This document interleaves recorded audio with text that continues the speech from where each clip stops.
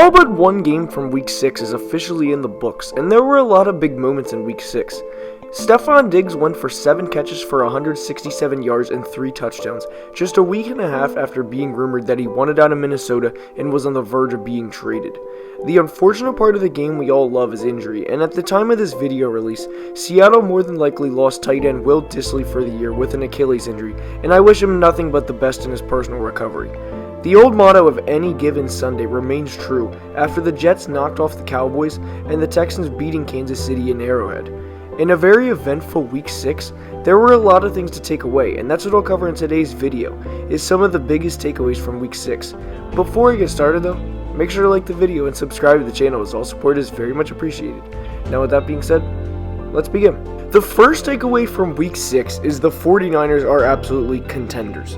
Back in 2017, when head coach Kyle Shanahan was given a 6-year contract, the front office knew they were in for the long term, and in the first 2 years of his deal, the team was a combined 10-22. Those days seem to be long gone as the 49ers are now 5-0 with yet another convincing win, this time over the defending NFC champion Los Angeles Rams in their house 20-7. In 5 games, they have given up just 64 points, which equates to 12.8 per game, and giving up that little amount of points per game will always be a recipe for winning football.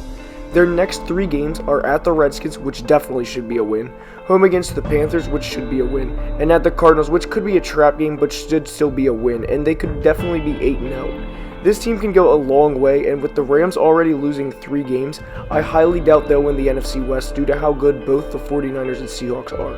The next takeaway is, in my opinion here, the Cleveland Browns are done in 2019 and not making the playoffs. After the Browns acquired Pro Bowl wide receiver Odell Beckham Jr. back in March, Browns fans were inevitably excited and were tweeting things like this.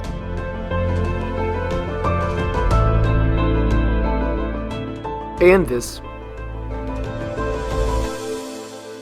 Had high expectations heading into the 2019 season.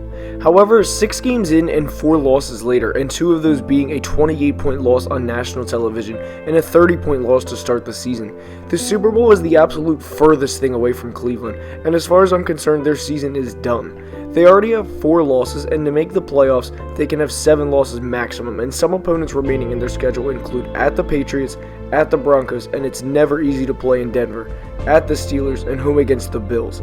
At worst, the Browns would have to go 7-3 over the final 10 games, and more than likely have to get some help even then. I don't see any way they make the playoffs in the 2019 season.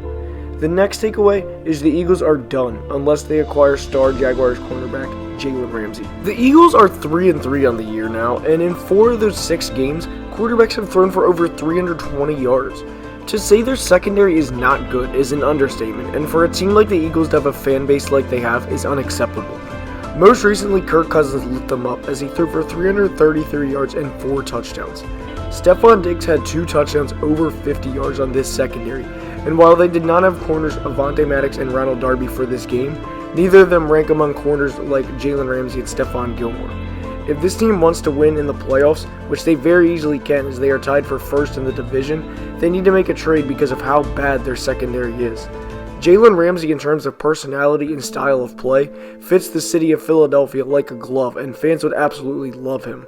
The Eagles need to make something happen, because if they don't, they'll at best win the division and be knocked out in either the wild card round or get lucky and get knocked out in the divisional round.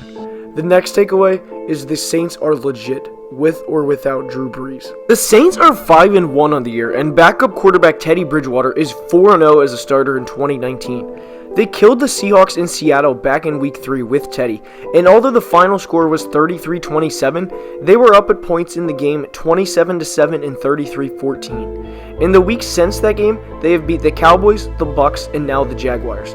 They will definitely be tested this week by a Bears team coming off of a bye in Chicago, but they can still definitely win this game. After Chicago this week, their next 3 games are home against Arizona, home against Atlanta, and at Tampa, which should all be wins and have this team at worst 8-2 through 10 games with or without Drew Brees. There should be no rush to get Drew back in this schedule as they should win all of those games. The NFC at this point looks to be a race between the Saints and 49ers, but anything can happen. The 49ers have yet to play Seattle, so we will see how the NFC folds out, but more importantly for this part of the video is the Saints look they are poised for another deep postseason run. The final takeaway from Week 6 is the Los Angeles Chargers are done. The Chargers on Sunday night dropped a game to the Steelers 24-17 and were down 24-0 until they scored early in the fourth quarter. Being realistic about this season for the Chargers, they could get the 6th seed at worst 9-7, and some opponents remaining on their schedule include the Chiefs twice, at Chicago, at Denver, at Jacksonville, and Green Bay and Minnesota.